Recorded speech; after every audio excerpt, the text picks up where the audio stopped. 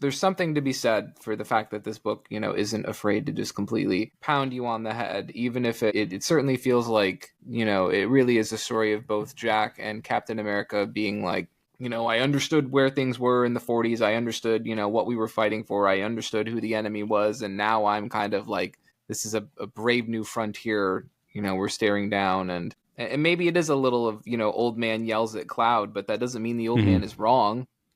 Yeah, sure. That's fine. I appreciate it. And I would encourage people to read this. When people talk about reading Kirby or getting an opportunity to read Kirby, this is definitely not what I've seen recommended. This typically isn't what I would consider what immediately comes up. But I think if you're someone who was interested in reading Kirby or wanted to read Kirby, as you said, it's depressingly, it's very relevant.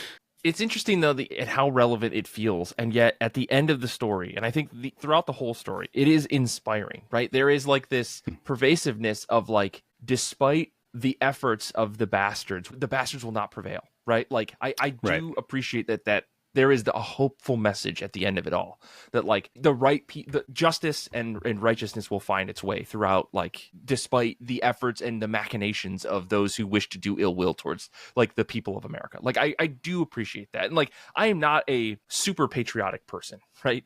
But like, there is a part of me that finds this to be very inspiring overall.